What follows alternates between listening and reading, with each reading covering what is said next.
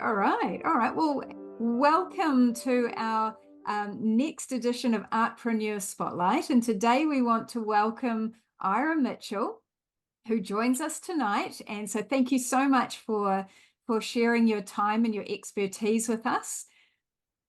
It's my pleasure to be here. Hi, everyone. Wonderful. Now, Ira, you are born and bred in Otago, in Aotearoa here in New Zealand. And I'd have to say the Otago region is one of the most beautiful parts of New Zealand. And you're so blessed to be from that part of the country. But you're also very well traveled. And I'm sure we're going to hear a little bit about that tonight too. So currently you're doing a residency at the Riverside Gallery in Cromwell. So we'll dig into that one a little bit more as well. But yes, you've had a wonderful artistic journey to date. So I'd love it if you could sort of share with us a little bit about how you started with your Bachelor of Fine Arts at university, and now you're a full-time artist. So I'd love to hear about your journey. Okay, so yeah, I grew up in Glenorchy, and then for high school we moved down to Queenstown. I had a very working class family, the kind that has to leave home at 16. Didn't do art, that wasn't a real job, did typing and tech drawing instead.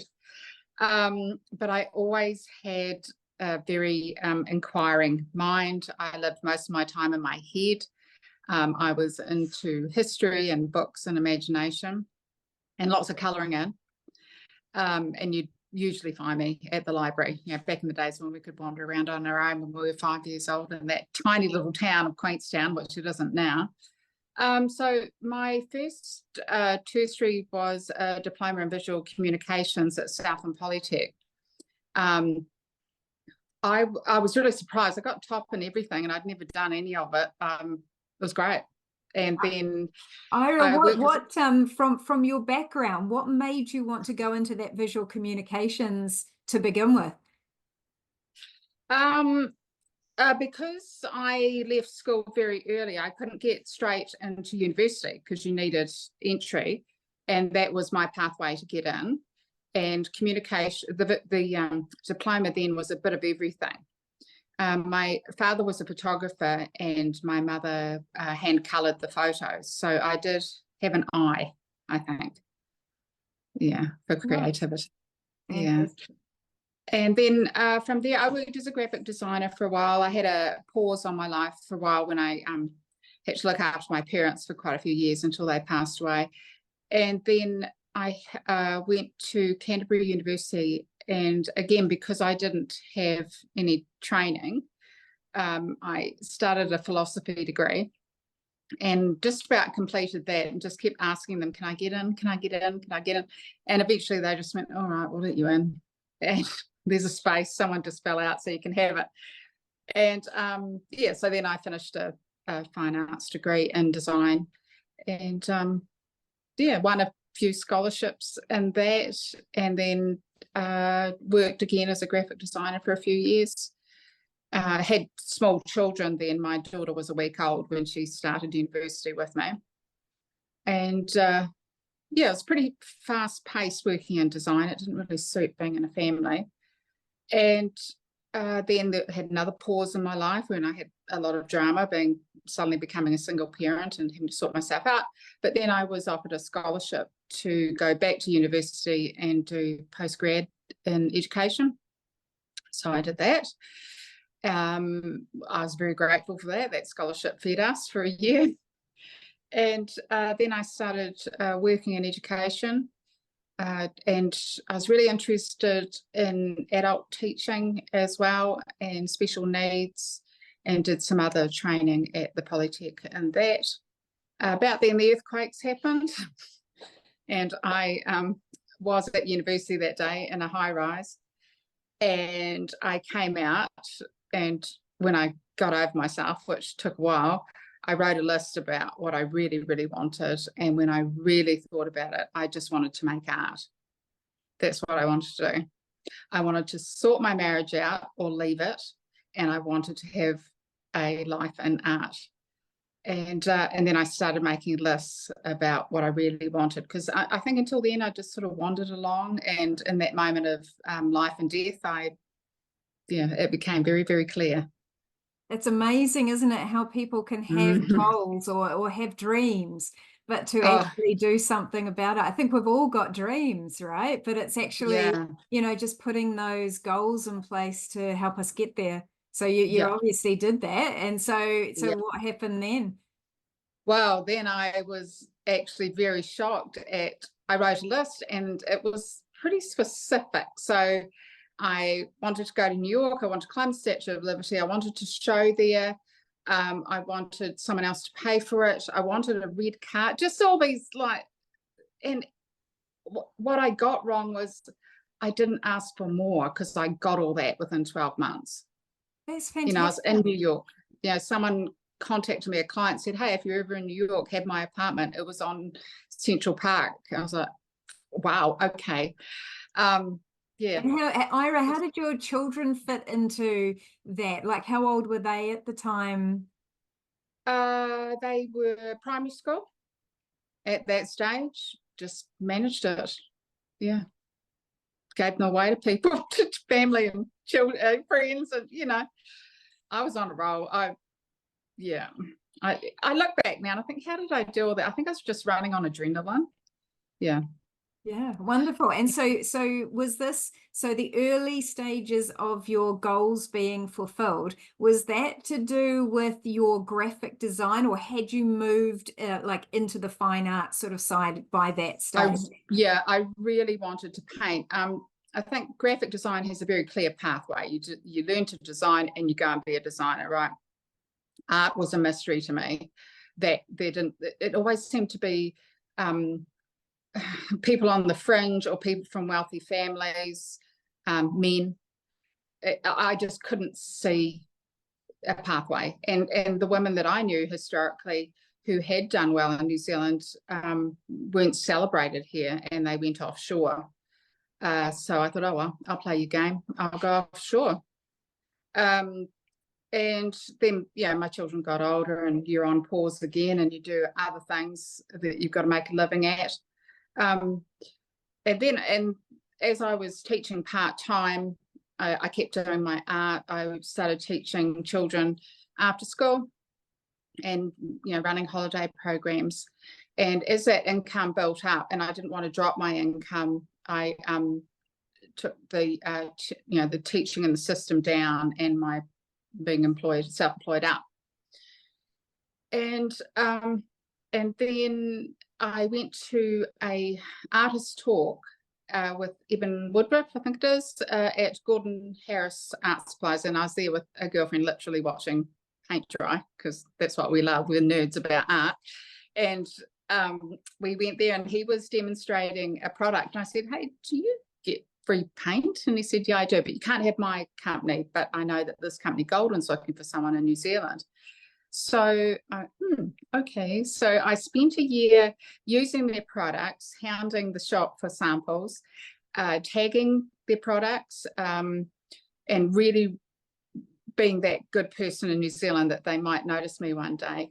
And then I think he even said again to me, oh, they do a residency, you should go and try and do that. So I contacted them, and I said, I want to come do your residency. And they said, yeah, it costs this. And I said, no, I don't want to pay for it. Do you have a scholarship? And they left it a while, and then they came back and they said, actually, you're that woman in New Zealand, aren't you, that keeps doing that thing? And I'm like, I am. And I said, yeah, you can have a scholarship. So I went, that's again in New York. I went there for a month. That was life-changing. To be in a country where no one asked me questions like, do you do it for therapy? How many hours does it take to do that? Do people, is it a craft? Is it a hobby? Didn't know women do art. All these questions that I get here and all the time. Why do you think that is, Ira? Why? Because New Zealand was not established on arts. For Europeans, it wasn't based on arts and culture. It was based on a masculine rural life. Anything arty was feminine, so therefore it was less. And as far as art's concerned, it had to be from Europe. And do you see any difference these days, like now, or is it getting? Oh my gosh, yeah, absolutely, yeah, yes. So my hero is Frances Hodgkins, and when I went again to another talk about her, and that she, she showed with Picasso, and then her works in New Zealand, the Christchurch Art Gallery said, nah, it's too domestic, we don't want her art. Now they do. And so she went overseas and didn't come back. She was still traveling in her 80s, and I thought, I could do that. I like that. Yeah, so I thought you can have that life, but it's very difficult in New Zealand. It is still, New Zealand professional women, I understand, are only about 10%, not supported by anyone else. They are completely self-employed as artists. Yeah. And that's still an indictment on our artists ecosystem that we have, isn't it? So yeah, with your artist educator, what would you call with Golden? Yeah, with Golden. And now that speaks a lot into your training as a teacher in education, as adult education, which you've said that sort of fits really nicely in there. And I'm sure that for a lot of artists, that workshops, teaching, secondary, tertiary teaching, and other forms of education can become part of that person's art practice. So what do you think? What advice would you have in terms of combining that teaching with an art practice? Like it's obviously worked for you. Is there any sort of advice you might give to other people with that? Yeah, so if there's a particular product that you like, it might be canvases, paint, whatever, get that product, start posting it, give yourself 12 months, and then start contacting people. I've had a lot of companies that I'll say, can I have this? This is how many kids I teach a year, and they go, sure. And they just send it to you, and then suddenly you're sponsored by that company. But you have to have at least a year under your belt, and they want to know numbers and how many followers you have and things like that. As far as the education goes, you don't have to go to teachers' college. Unless you want to go and be a teacher in a school. I did classes at Polytechs that weren't expensive in adult teaching. And that's enough to get you started. Really, you do need that to know how to plan your classes, like as a project management. If you haven't got that skill, you need it. I did training in media, so I knew how to speak. I was very introverted, so I got hypnotherapy. I just did everything I could, because once I set my goals, I put it in action to make them happen. They don't just appear. No, you're absolutely right. They definitely do not just appear. Dreams often do not come true without a lot of hard work in there. Yeah, for sure. Yeah. Now, you've explored artists' residencies quite extensively. Now, I'd love to dig into that a little bit more, because you've done a residency in France. You are currently doing a residency here in Otago in New Zealand. Now, how did you start to do that?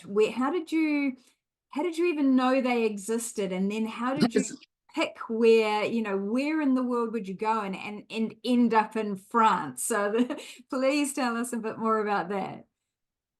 Again, look, all I did was I decided, so for the American one, the first one was with Golden, right? That was a month. Everything was covered. Magical fridge you opened every day, and it was full of wine and food, and it was just incredible. And then they asked me if I wanted to be an educator. So I went back again and did more training with them. And that was training for a week in New Orleans. Again, everything's covered. I soon realized that the gatekeepers in New Zealand they will back a winning horse because it's about money, and it's mostly masculine, and that's okay. That's just the way it is. I'm not going to beat that system, so I'll go around it. And what Frances Hodgkins did and went overseas, I thought, I'm just going to do that as well. I've applied for grants in New Zealand, have never got one. every single time I apply for a residency. So the one in France is, I wrote a list. I want to go to the Champagne district because I like champagne. I want to stay in a chateau, and I want to stay for a month, and I want a scholarship. Got it. And and it feeds into your love of travel as well, isn't that sort of wonderful in of itself? Yeah. And we've got Yeah. a lovely photograph of the chateau that you stayed in as well, so we'll show everyone where you lived. Yeah. Mind blowing. So, oh my God. so Like what you was drive that? up Yeah. and there's this, they call it the crying stop. So you get out of the van and then the chateau appears and you just go, oh my God, it's real. I made it. I'm here. And just Chateau Orcavo is in the top 10 in the world, and it's the food. Oh my God, if you just went for the food, it'd be amazing. All local produce, acres and acres of land. You get your own studio. And again, this was on a scholarship, a French scholarship. Just ask them. So what They does love it. You're a foreigner. Yeah. What does the residency look like for you? Like what are you doing? What's your day to day, or what do they expect out of you for that scholarship? Most residencies will, first of all, don't pay. If you're paying for a residency, you are going to be with a lot of people that aren't serious artists. They're there because they can afford to be, because they're usually very expensive. So you want to go for the ones that offer scholarships, because they're ones that are promoting the arts. And so the Orcavo one I went to, they only choose something like 3% of people that apply. So you need to have a very clear vision of who you are, what you give to your community, all those sorts of things. What are you giving to the world? What do you plan to do while you're there? Not too wordy. You don't make it academic. The poor things are going through hundreds of applications. So I go with a clear vision of what you wanted to do. I was traveling. I only ever travel with a backpack. So I decided I hadn't done a lot of watercolors. So I took watercolors with me. I did drawings, and I did a whole series of those. What happens when you're there is that particular one, I think there's about 15 of us. Being a very solo practice, this is time to connect with other people and know that all around the world, and this happened to be all women, it's not always all women, they've got your back and they understand you, and they are just one message away. So you're not on your own. Yeah, it just fills you back up, and then you go back out and do your own thing. And these are people that, one of them, last year I visited a friend who had just got over cancer, who was an artist, and helped to get her mojo back by collaborating. So that's the sort of thing, these are our commonality, and friendships are based on that we are professional creatives.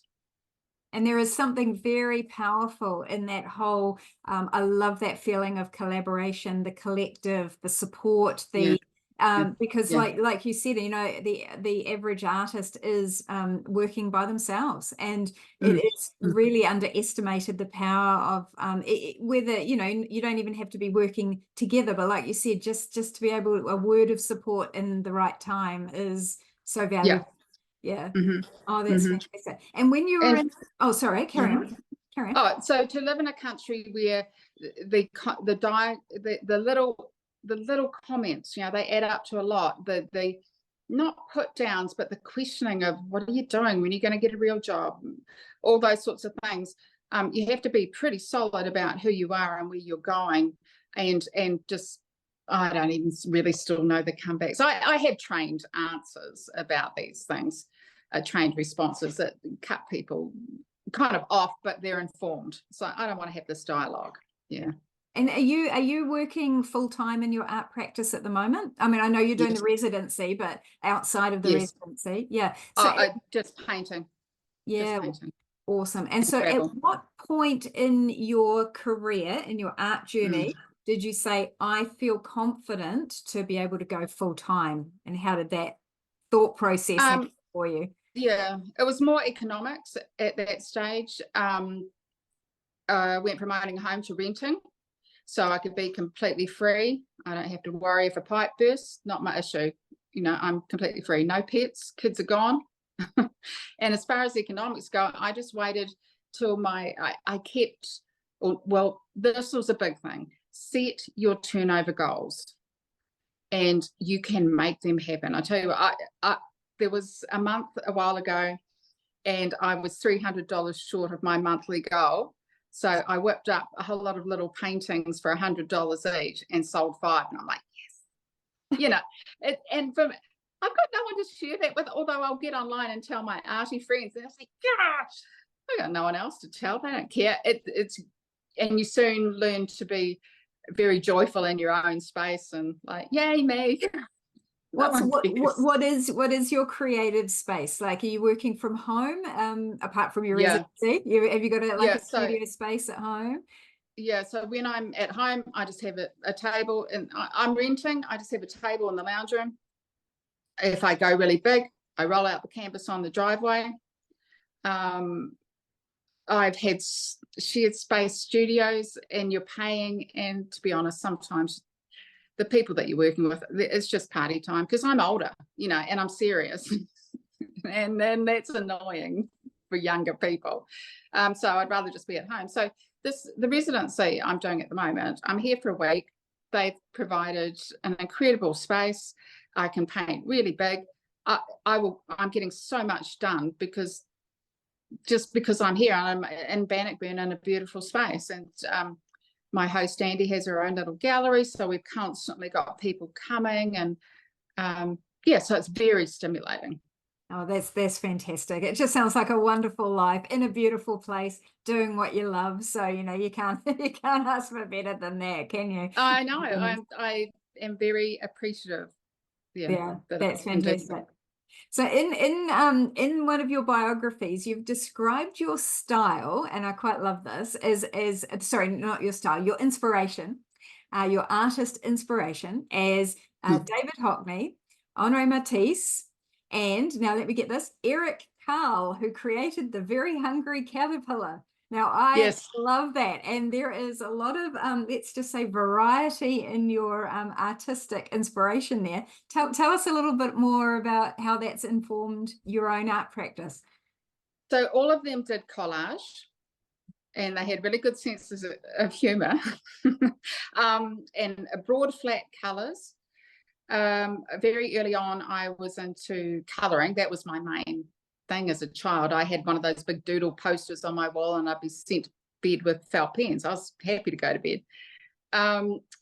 As far as my artistic style, so for me, growing up in a high country town, the mountains around me, I found them intimidating, and they were a barrier, and I just wanted to get out. I thought Paris was on the other side, and that's where I wanted to be. So my drawings of the mountains are quite brutalist and monumental. They're beautiful, but intimidating. So I guess with my graphics, I did straight lines. I was in a space of, I just didn't have it in me to really break out at that stage. I either did realism, I did straight lines, I was making paint skins, cutting them up, collaging them, and that was definitely Eric Carle's style of doing things. Making his own papers and painting them and things like that. And then the palette of Robin White and Rita Angus as well. So they're very brittle. Their structure of their paintings is quite severe and broad spaces as well.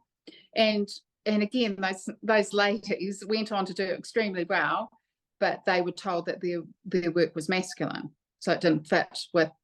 But then if you do domestic, it's not fine art. But anyway, so all those things have combined for me to be the visual vernacular as I see it of New Zealand. Whereas you go to France and it's steamy and misty and the shadows are a foggy blue, but here they're almost black. So it's very different visual language.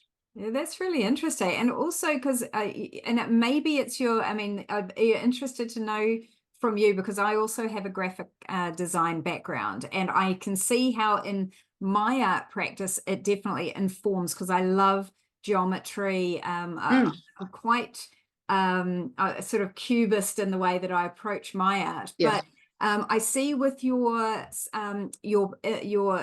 images of New Zealand, you've got quite a graphic style going there, but then you look at other subject matter that you paint and it's quite a different style. Now, I'd love to know sort of how you make that decision, but also what's your opinion about whether an artist should stay within a lane? You know, we hear that from different people that if they find money within a certain lane, they'll stay in it, but not always explore different avenues. And you certainly love to explore. I can see that.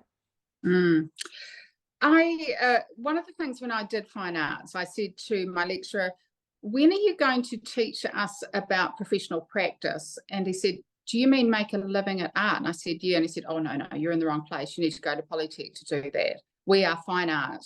People here they do not compromise their art by trying to make a living. I said, am I in Victorian time? This is weird. Anyway, I decided that wasn't, I needed to make a living. You know, I was a single mum, but it wasn't just that. I just wanted to make a living. This had to be self-sustaining. Yes, as far as finding your groove, absolutely. I spoke to professional musicians, and you know that they get booked to do albums, and they have to be in the same style, or their fans don't like it. Or within the style, they can go off on an angle to keep within their own creative practice, but dive deeper into it rather than jumping ship.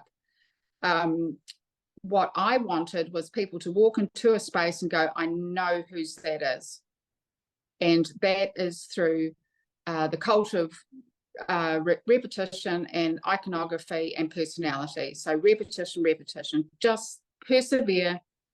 And that takes a certain amount of craziness to believe that you can do it, to do it long enough that one day someone says, oh, she's still doing that. Like, she must take it, and the prices have gone up. She's mad enough to keep going. Maybe I should invest. Or she does take herself seriously. And overnight success for me was 10 years. Wow. Well, and that's really good to know, and for other people to know. You know, your lucky break often takes a very long time to get there. Yeah. So, but the journey there is, you learn so much from mistakes, and you don't learn from the wins. You learn from your mistakes, and you pivot and you move and you keep going and keep believing in yourself, and just block anyone that doesn't. Yeah, absolutely. No, that's such good advice. Thank you so much, Ira. And now I know, you've obviously, you've traveled overseas and you've now made a really good name for yourself here in New Zealand. What are your aspirations there in terms of, is it to just keep expanding within New Zealand? Is it to become more well-known overseas, or maybe you're already making inroads with that? What's that plan look like for you? So with the style that you were talking about, the very graphic one, when I initially started selling those, I was at markets. I did that for about 8 years, selling prints and things, and that taught me the 3-second sales pitch. That's how long you had people, body language, really getting my art down to a very recognizable, so they wouldn't just buy one, they'd come back for more, and they'd want a collection, and they'd keep coming back for more, and then I'd put new things out. It kind of got to the point where it was so physical doing markets and traveling. I wrote it down, someone's going to take over my portfolio. So I stopped doing that, and then I got contacted by Image Vault. And so they have taken over my portfolio, and they distribute nationwide. Now that original art, is that prints? No, or how does that work? Prints. Okay. Yeah. So how that works is they have the rights to my portfolio for the agreed limited use of whatever we agree on. So for them, it's prints, and it's no cost to the artist. You just get royalties. So every month I get a passive income that pays my rent and pays other things. So this just keeps coming in. And then they will, talk to different shops around the country. There might be particular requests. So I'm very proactive, and I'll just be like, right, yeah, I will go and do that for them, because I want to keep refreshing what I've got. I want buyers to keep coming back. It got to the stage with that where I felt that they were managing it so well, and my confidence had grown from a phase of personal crisis and and you just grow and you're like, oh, I'm a whole new person now, and I need to move on. I still create those for that portfolio and that business, and they manage that extremely well. And it was time to kind of get out of the straight lines and just explode a different way, but still me.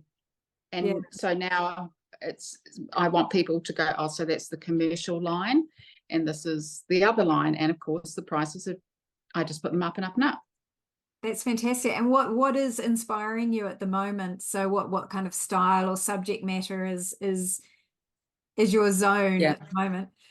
I think coming back from France, definitely Impressionism and Modernism. So my joy of being in the landscape here and the colours. So I'll go out and have a look, take a photo, come back, but I don't look at the photo. I might reference colours, but I just make it up. Wow. Yeah, that's fantastic. What medium is your medium of choice? At the moment, it's acrylic. So, of course, it's golden acrylics. And I use a lot of different ways of applying the paint. So it might be bubble wrap or sticks or scraping or forks or whatever to get textures. And I mix in lots of mediums, lots of gels, fiber paste, mica, a lot of gold leaf, silver leaf. So I will paint. I always get this question, how long does it take to do a painting? So, okay. 54 years. How long does it take to do a painting? Okay.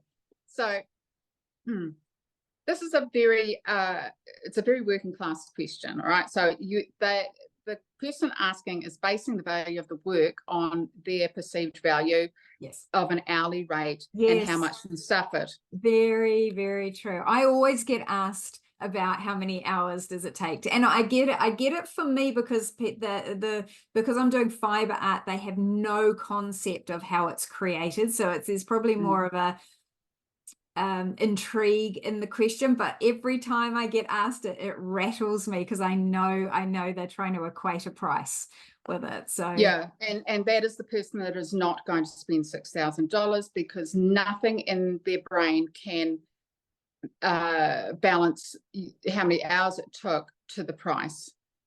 They just can't. And it sounds terrible, but when people have possibly an inquiring mind, or they didn't make their income on labor, they made it through their minds or their degrees, then they appreciate what is not concrete. They have inquiring minds. They want to look at your work and they want to figure it out themselves. You don't have to have the answer in front of them.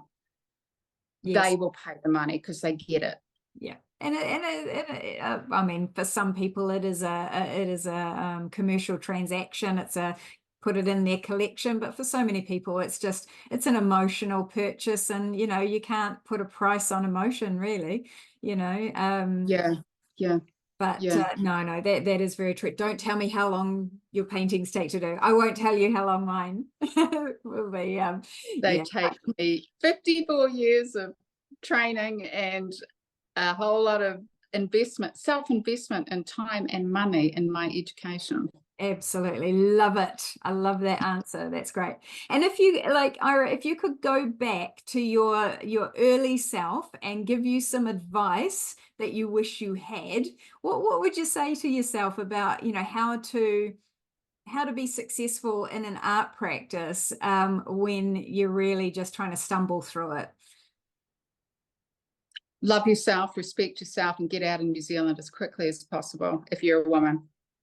Wow. And then come back. Wow. I love that. And then come back. And then what? Then come back and prove them wrong? Or then come back and what?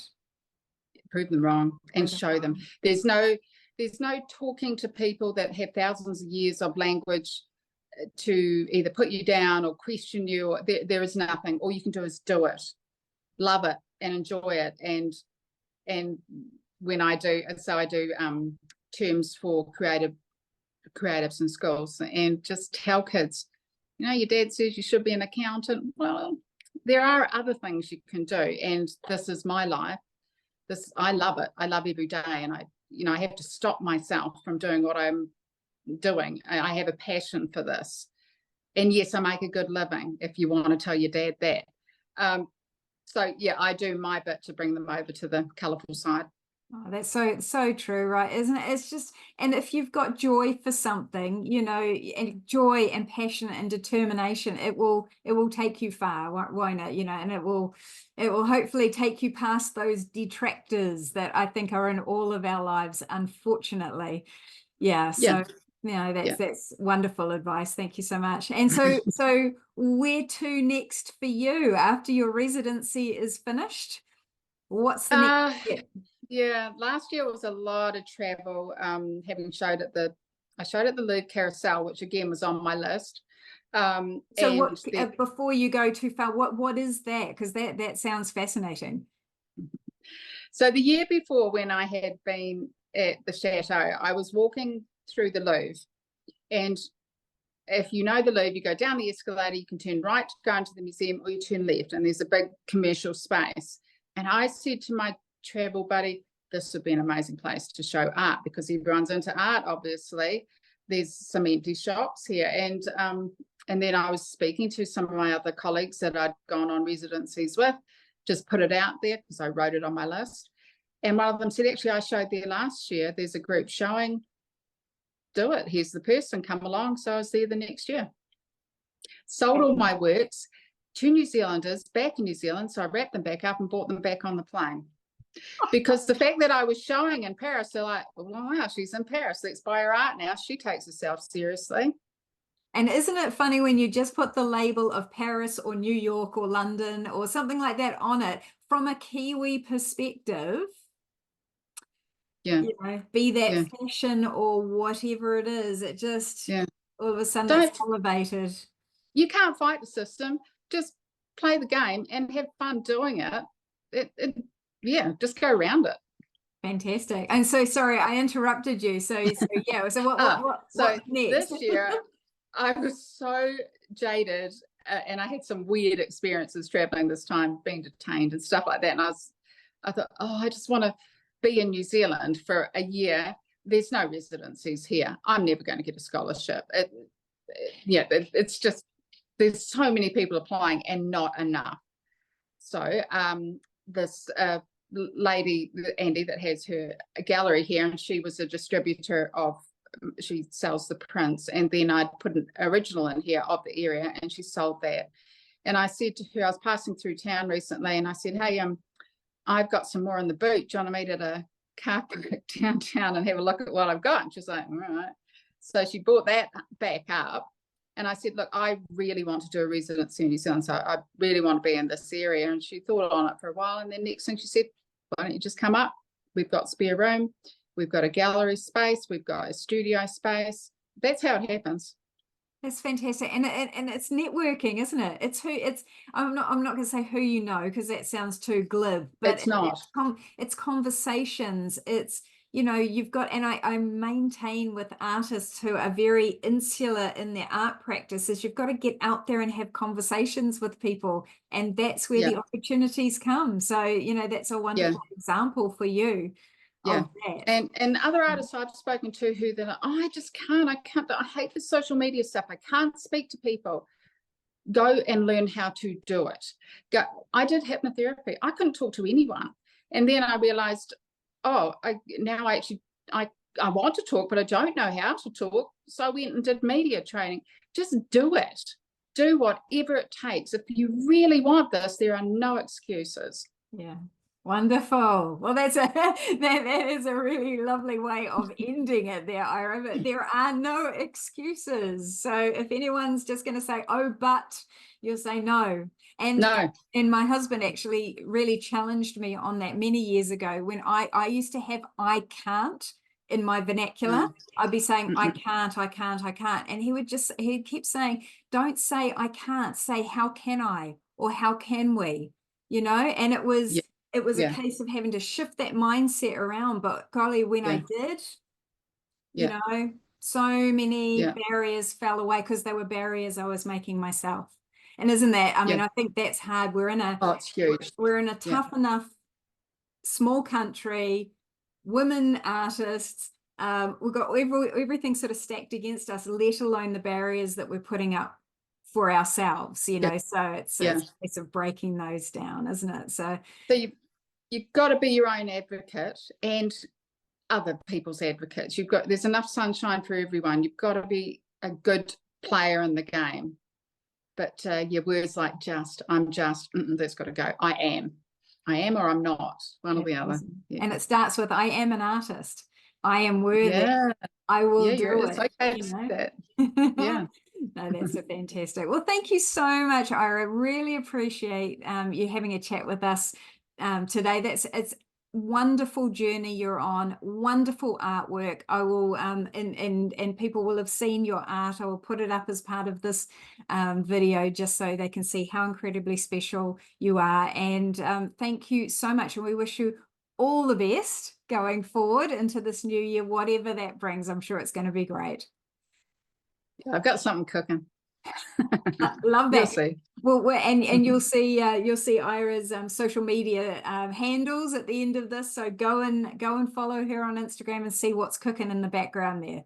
Sounds good. Thank you. Thank you for having me. Thank you so much. All the best. That's all right.